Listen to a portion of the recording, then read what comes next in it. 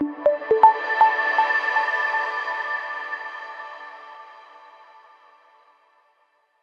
everyone, welcome to the very beginning of Inclusive Hiring, Reimagining the Search Process. This is the very first introduction to the modules. I'm Tim Cynova and I'm joined by Katrina Donald, and we thought it would be fun just to record some reflections on a preview of what we'll be exploring in each one of the courses together. So I guess before we get started, who are we, Katrina? You want to kick it off with like who you are? What you do, Yeah. why you're here? Yeah, you bet, Tim.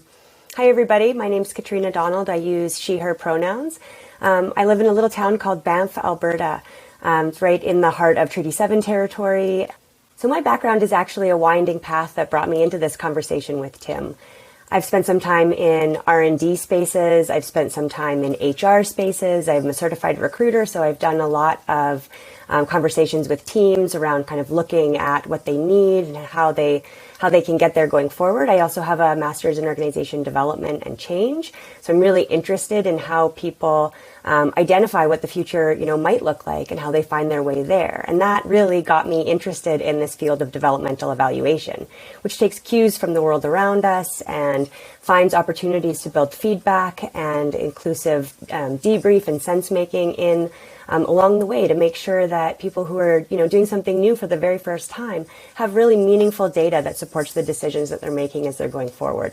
So you can imagine that reimagining a hiring process, looking at ways to be more inclusive, figuring out how we can have kind of the right conversations with candidates and with selection committees and organizations to really help find that really nice match for the position, the organization, and the individual coming in.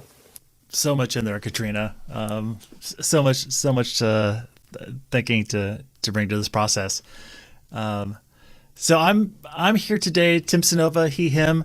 Most of my work now is around people-centric organizational design. How do you create workplaces where people can thrive? And especially living through this moment that we all are in right now, where there's a lot of questions around how do we create hybrid workplaces? How do you actually do that thing? How do you create policies, practices, language, programs, or initiatives that support people in how they want to live and work? So that's where I get to spend time and sort of reimagine different things about the workplace. My background originally was as an orchestral trombonist, but it's best that for me and the world that I no longer do that. So I actually have a background in nonprofit management, where I was really privileged and honored to run a number of different nonprofit organizations over the years. Most recently, I was the co-CEO of Fractured Atlas, which is a US-based nonprofit working with about 1 million artists, creatives, and makers all across the US. And it was designed to help them with the things they needed to succeed as small businesses and entrepreneurs. And so it's really looking at how do you support people who are starting businesses and growing businesses. And at the same time, in 2013, we committed to becoming an anti-racist organization. And so my work around people-centric organization and people-centric organizational design at that point really shifted from how do you create a great hiring process to how do you center anti-racism in your hiring process? And that was really the first step of like taking everything apart, taking the whole hiring process apart and looking at every single piece of it to then build it back in a way that was centering those values. So with that commitment, it was really, how do we take all of these things? How do we take the hiring process? How do we take remote work policies? How do we take pay time off policies and really center anti-racism and anti-oppression in these policies and make sure that they're baked into the DNA of the organization. And all of that work led to a couple of really cool faculty appointments where I was able to explore this deeper at the New School in New York, at the Banff Center in Canada, and upcoming at the Minneapolis College of Art and Design to really rethink very, very different ways of coming together as groups and organizations to accomplish something. And it was in my work at the Banff Center where Katrina and I met, and I've stayed in touch and really sort of lucked into this fun and exciting and different exploration into how might you reimagine a really sort of dusty process of hiring. Most organizations, as we've talked about in a number of different places, hire like it's 1992 or even 1982. How do you reimagine what that looks like in a way that co-creates it together? And that's what was really interesting for us to now be able to be with you all in this course, to take the learning deeper and expand it in very different ways. As we went through this work, Tim and I were really thinking about, there's lots of ways that this could look, or this work could show up in different organizations. And so, we've been playing with a full service search model. We've been talking about, how do you frame this in, say, buckets of like phases or modules. And so we'll get into kind of the course design a little bit later, but that would allow people to hear about kind of what we've been trying and to bring them into the process and say, how would this work in our organization, or what might be different in this situation? How do we hold this and sort of wrestle with this as learning that can be taken away into a lot of different kinds of situations or instances? So the 4 buckets, really, when we looked at them as we were reflecting, we saw that they really did sort of fall into these really natural places of pause that allowed for some of this work to happen in a really kind of concerted way. And so that's how we designed the course, was to have these 4 modules that we could approach, week over week, and really let us to kind of dive in and work with those concepts together. So in the first module, foundations and fundamentals, really starting with like what's necessary to have in order to reimagine what this process looks like.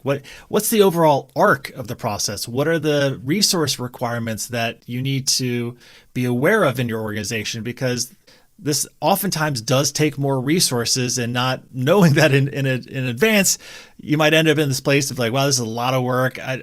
Maybe we shouldn't have done this in this way. So really sketching out like who's going to be involved, who's on the search committee, what's the timeline look like? Because there are parts of this process that are much more resource intensive and really required, and they're different from a traditional or typical hiring process. And so there's the overall arc, there's the resource requirements, and then really starting to get into what are those knowledge, skills, and abilities that need to exist in this role, and also that exist in the organization. So we can start to frame the role and how it's going to work in the team through those lenses of the KSAs, the knowledge, skills, and abilities, because those are going to be really important pieces in module 2 when we'll get into crafting the job posting and the collateral, if you will, around that. But so this first module, the arc, the requirements, the KSAs, to really give us a firm grounding on this process, and then what's next.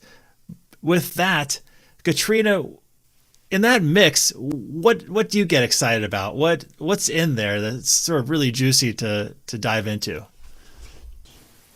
Yeah, I really love thinking about, the discussion around the KSAs, those knowledge, skills, and abilities, because it really helps us to take, this person or this role needs to be able to do all of this, and they have all of this that we need to put into that posting or think about. And this process really boils it down. It really helps us to say, how could this look on somebody's resume? What kinds of things would we be looking for? How do we know that this person has that knowledge built up and that they can, apply that? They're able to actually, address situations and identify that those are, the skills that they need to apply in those moments. And so I really love this idea of taking all of these kind of lofty and complex ways that we think about, what the role needs, and we actually just distill it into some really key points that we can be really clear on as a committee. One of the fun things about this part of the process, as you're sketching out resource requirements, is not just looking at who's actively involved in the process, but how you're sharing information throughout the organization.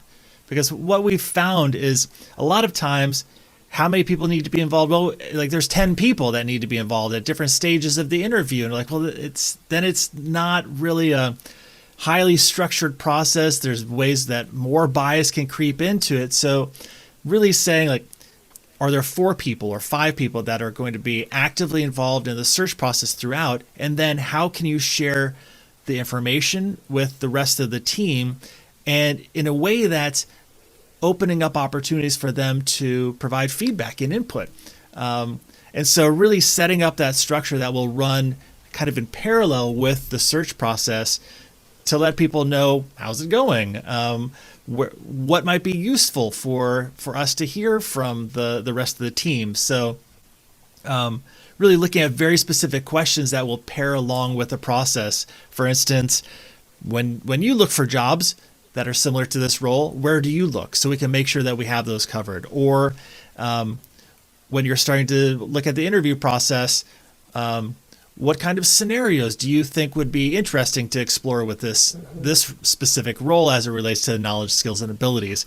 And so there's this combination of things that are different, if you will. I mean, they're not, if you will, it's like they are different from a traditional hiring process where you have a hiring manager, you have the people who are working on it, and then they sort of go off, and then you don't hear about anything until like, and there's this announcement, or you pick up little bits and pieces throughout, or maybe some people know more than others, and it creates this unequal tension through an organization. So really taking a look at that as we think about the resources that are available, and how much time needs to be dedicated to reimagining what a process to find and bring someone into your organization is and looks like. And I really hope we get to a conversation that talks about, the way that things were done and the sense of possibility about trying to do things differently. And so it will be, something I'm really looking forward to will be to see how all of you are considering, how much change in the process. Do you have a very set way of thinking about who is on a hiring committee and how that committee interacts with each other and with the candidates? And so when you're talking about, who's involved and when and how do we, include people so that they feel like they're a part of this, or at least feel like there is a continuity line that goes through that they can track so that they know what's happening in this work. And that will be different depending on where your organizations are starting from. Yeah, Katrina, I think that's a really interesting piece where in the work that we've done, if we're like, that feels and seems like that's how it's always been done, it's like, let's dive into that more, because oftentimes, especially when you consider characteristics of the white supremacy culture and